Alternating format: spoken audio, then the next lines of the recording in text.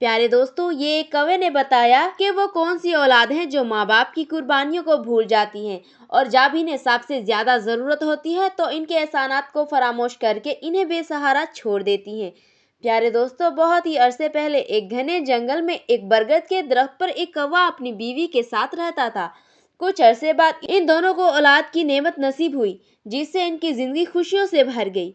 दिन यूं ही हंसी खुशी गुजर रहे थे कि एक दिन कौवा अपनी बीवी और बच्चे के साथ घोंसले में बैठा हुआ था कि अचानक इसने देखा कि एक नौजवान शदीद गुस्से में जा रहा था। इसके पीछे इसके बूढ़े माँ बाप बड़ी बेबसी की हालत में इसे रोकने की कोशिश कर रहे थे। वो इसके हाथ पकड़कर रोकने की इल्तिजा कर रहे थे, गिड़गिड़ा रहे थे, रो रहे थे और कह रहे थे, बेटा हमें इस हालत में छोड़कर मत जाओ, हम तुम्हारे बगैर जिंदा नहीं रह पाएंगे, तुम्हारे सिवा इस दुनिया में हमारा कोई नहीं है। ये मंजर देखकर कौवे की बीवी बेहद परेशान हो गई और इसने कौवे से पूछा, स्वामी ये इंसान अपने माँ बाप के साथ ऐसा क्यों कर रहा है? इस पर कौवा बोला, ए नेकबख्त, इस दुनिया में कुछ ऐसी औलाद भी होती है जो माँ के पेट में बोझ बनकर आती हैं और जमीन पर भी सिर्फ बोझ ही बनी रहती हैं। जब माँ किसी बच्चे को जन्म देती है तो हकीकत में वो माँ के लिए भी दूसरा जन्म होता है, लेकिन इस वक्त इसे ये मालूम नहीं होता कि वो इस बच्चे को देखने के लिए जिंदा भी रहेगी या नहीं। जब माँ बच्चे को जन्म देती है तो वो नाकाबिले बर्दाश्त तकलीफ और दर्द सहती है, इसकी खूबसूरती मांद पड़ जाती है, मगर इस वक्त इसके लिए सबसे बड़ी खुशी इसकी औलाद की होती है। वो अपनी तमाम खुशियाँ अपनी औलाद पर कुर्बान कर देती है। अगर घर में खाने की कमी हो तो वो खुद भूखी रहकर बच्चों को खिला देती है, मगर अगर वही औलाद बड़ी होकर अपने माँ बाप को भूल जाए तो ऐसी औलाद को क्या कहा जाए? ऐसी औलाद ना सिर्फ माँ बाप के लिए बल्कि पूरी दुनिया के लिए एक बोझ है। वो इंसान नहीं बल्कि शैतान के मांद हैं। फिर कौवा बोला, ए नेकबख्त, आज का इंसान इतना खुदगर्ज होता है कि वो अपने फायदे के लिए अपने माँ बाप को वक्त जरूरत फरामोश कर देता है। वो इनकी मोहब्बत, कुर्बानी और जदोजहद को नजरअंदाज कर देता है।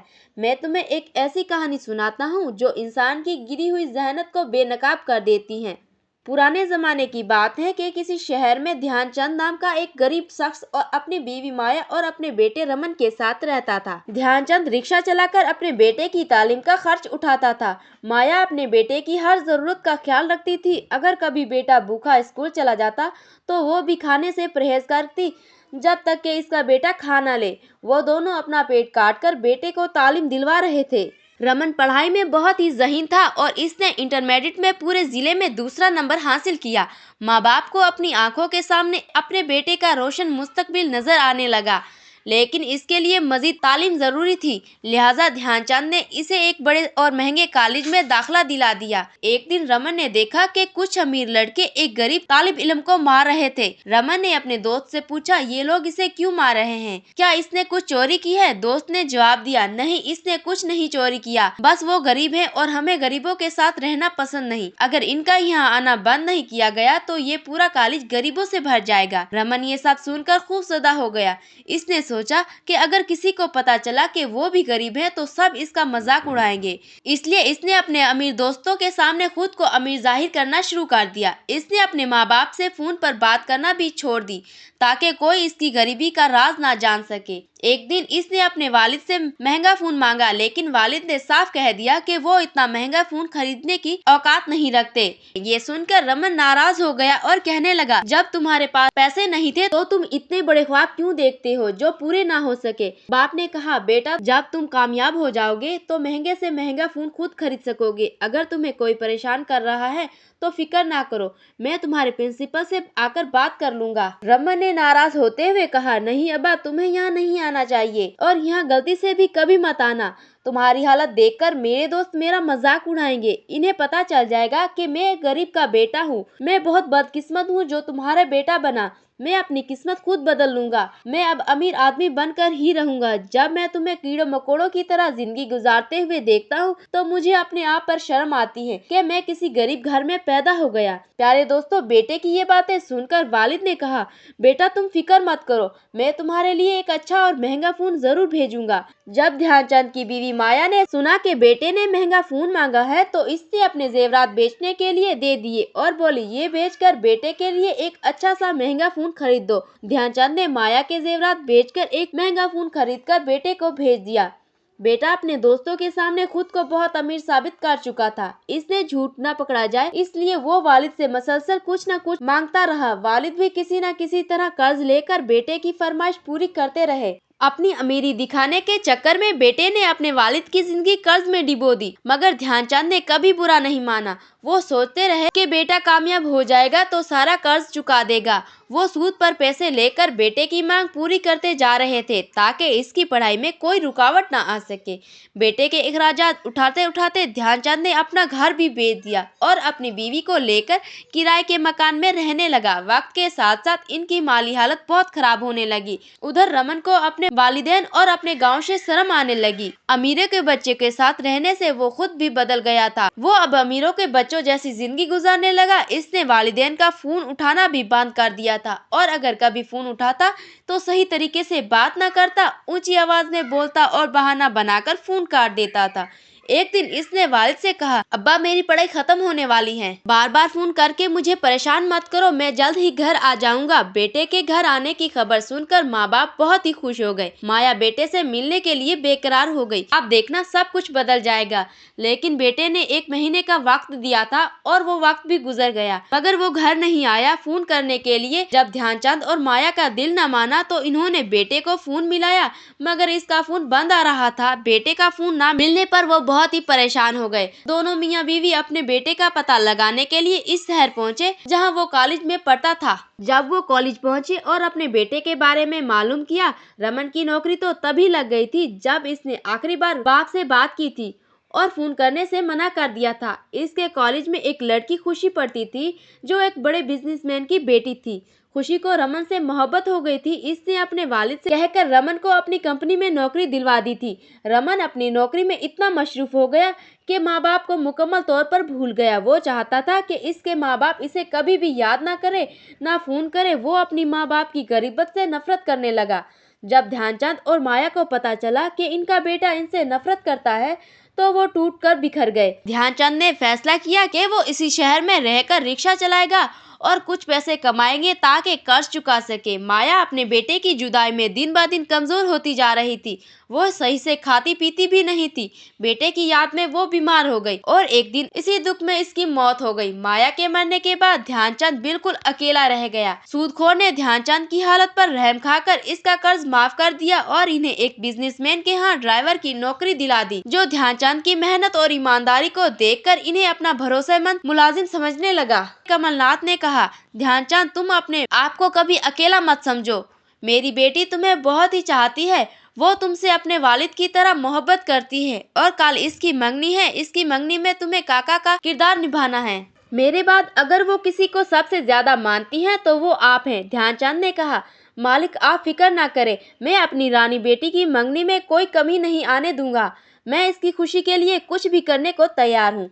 अगले दिन कमलनाथ की बेटी की मंगनी थी और सुबह से ही ध्यानचंद ने दौड़ दौड़ कर सारा काम किया। वो सुबह से बगैर कुछ खाए पिए मसलसल काम करने में लगे रहे। थक हार कर वो एक जगह आराम करने के लिए बैठ गए। तभी वो लड़की जिसकी मंगनी थी इनके लिए नींबू पानी लेकर आई और बोली, लो काका पानी पी लो। अगर अभी से आप खुद को इतना थका लोगे तो शादी में क्या करोगे। इतने में कमलनाथ की बेटी के मंगेतर की गाड़ी दरवाजे पर आती है। कमलनाथ खुद दरवाजे पर जाकर लड़के का इस्तकबाल करते हैं। जैसे ही गाड़ी से वो लड़का बाहर निकला, ध्यानचंद की आंखें हैरत से खुली की खुली रह गई, क्योंकि वो कोई और नहीं बल्कि खुद ध्यानचंद का बेटा रमन था। बेटे को अचानक देखकर ध्यानचंद की आंखें भर आई। इनके जज्बात बेटे से मिलने के लिए बेकाबू हो गए। वो इसे गले लगाना चाहते थे, मगर इतने में कमलनाथ जी आ गए और ध्यानचंद से कहने लगे, ध्यानचंद तुम यहाँ खड़े क्या कर रहे हो, जाओ अंदर जाकर कुछ देखो और अपने जज्बात पर काबू रखकर काम में लग जाओ। लेकिन जैसे ही रमन स्टेज पर पहुंचा, ध्यानचंद पानी की ट्रे हाथ में लेकर खड़े थे। वो खुद को रोक न सके और फौरन स्टेज पर चढ़कर अपने बेटे को गले लगाकर रोने लगे। ये देखकर सब लोग हैरान रह गए। रमन ने फौरन ध्यानचंद को धक्का देकर पीछे हटा दिया और गुस्से में बोला, ये पागल आदमी कौन है, कृपया इसे यहाँ से हटाइए। न जाने घर में कैसे कैसे पागल नौकरी पर रखे हुए हैं। तब कमलनाथ बोले, बेटा ये कोई और नौकर नहीं बल्कि हमारे खानदान के एक अहम फर्द हैं। ये खुशी के काका हैं। इनका बेटा इन्हें छोड़कर चला गया और तब से ये अपने बेटे को देखने के लिए तरसते हैं, इसलिए हर किसी में इन्हें अपना बेटा नजर आता है। रमन से कहा, माफ कीजिए पिताजी, आप इन जैसे लोगों को नहीं जानते। ये गरीबत का बहाना बनाकर अमीर लोगों के पीछे लग जाते हैं। मैं इन जैसे लोगों को अच्छी तरह से जानता हूँ। इस तरह रमन ने अपने ही वालिद को शर्मनाक और तकलीफदार अल्फाज कहकर जलील कर दिया। बेचारे ध्यानचंद का दिल टूट गया। वो खुद को कोसने लगे कि आखिर इन्होंने ऐसा क्या किया था जो आज इन्हें ये दिन देखना पड़ा। वो सबकी नजरों से बचते हुए एक कोने में जाकर फूट फूट कर रोने लगे। खुशी ये सब कुछ देखती रही। वो फौरन ध्यानचंद काका के पास पहुंची। इसने देखा कि ध्यानचंद काका अपने बेटे की तस्वीर देखकर रो रहे थे और कह रहे थे, जिस बाप ने अपने बेटे को कामयाब बनाने के लिए खुद को कोयलों की बेल की तरह झोंक दिया, जिस माँ ने बेटे की हर ख्वाहिश को पूरा करने के लिए दूसरों के घर में काम कर कर अपनी जान दे दी, आज इस बेटे ने इनकी कुर्बानियों का ये सिला दिया है। खुशी पे बोली, काका क्या ये सच में आपका ही बेटा है? अगर वो आपका बेटा है तो फिर आपकी ये हालत क्यों? ध्यानचंद ने रोते हुए खुशी को सारी कहानी सुनाई। खुशी को रमन से सख्त नफरत हो गई। इसी दौरान खुशी किसी काम से घर के अंदर चली गई और ध्यानचंद काका वहीं बैठे रो रहे थे। तभी रमन मौका देखकर इनके पास आया और बोला, तुमसे मेरा पीछा नहीं छूटेगा। जहाँ भी जाता हूँ तुम वहीं पहुँच जाते हो। मैं तो समझा था कि तुम लोग कब के मर चुके हो, लेकिन तुम अभी भी जिंदा हो। ध्यानचंद ने कहा, बेटा मैं तो बहुत पहले ही मर चुका था, मगर आज से मैं तुम्हारे लिए कुछ भी नहीं। उधर स्टेज पर अंगूठी की रस्म हो रही थी। तभी खुशी स्टेज पर आई और बोली, मैं आप सब लोगों से अपने दिल की एक बात कहना चाहती हूँ। मैं आपको इस शख्स से मिलवाना चाहती हूँ जो मेरी जिंदगी का एक अहम हिस्सा है। मेरे पिता के बाद अगर कोई मुझे सबसे ज्यादा अजीज है तो वो ये है। रमन सोच रहा था खुशी इसकी बात कर रही है, मगर नहीं। खुशी ने ध्यानचंद को स्टेज पर बुलाया और कहा, ये मेरे काका भी है और मेरे होने वाले ससुर भी, मगर ये मेरी बदकिस्मती है कि मैं इन्हें अपने ससुर के रूप में नहीं देख पाऊंगी। ये सुनकर रमन का चेहरा उतर गया। खुशी ने ध्यानचंद से कहा, काका आप मेरे काका ही ठीक है। मैं आपको अपना ससुर नहीं बना सकती, क्योंकि जो शख्स अपने माँ बाप का नहीं हो सका और वो अपनी बीवी का क्या होगा? आज नहीं तो कल वो अपनी बीवी को भी छोड़ देगा। रमन ने गुस्से में कहा, ये नौकर तुम्हारा ससुर कैसे बन गया? ये सुनकर खुशी ने जोर से रमन के गाल पर तमाचा मारा और कहा, खबरदार जो मेरे काका को नौकर कहा। मैं इन्हें अपने पिता की तरह मानती हूँ। तुम अपने माँ बाप को भूल सकते हो, मगर मैं अपने काका को नहीं भूल सकती। मैं तुम्हारी तरह इतनी गिरी हुई नहीं। मैं अपने माँ बाप के दिए हुए संस्कार अच्छी तरह से जानती हूँ और मैं सबके सामने ये ऐलान करती हूँ, मैं तुम जैसे इंसान से शादी नहीं करूँगी। यह कहकर खुशी ने ऐलान किया, मैं तुम्हें तुम्हारी नौकरी से भी निकालती हूँ। रमन सबके सामने शर्मिंदा होकर चुपचाप वहाँ से चला गया। खुशी ध्यानचंद से बोली, काका इस बेटे के लिए क्या अफसोस करना जिसने तुम्हें जीते ही मार दिया। तुमने बेटा खोया है मगर एक बेटी पाई है। आज से मैं तुम्हारी बेटी हूँ और मरते दम तक तुम्हारी खिदमत करूंगी। ये सुनकर ध्यानचंद की आंखों में आंसू बहने लगे और इन्होंने खुशी को अपने सीने से लगा लिया। इसके बाद ध्यानचंद खुशी के खानदान के साथ रहने लगे और जल्द ही सब कुछ भूल गए। प्यारे दोस्तों, सच्ची दौलत मालो दौलत में नहीं बल्कि अपनों के साथ है। माँ बाप को मत भूलना, क्योंकि इनका एहसान कभी चुकाया नहीं जा सकता।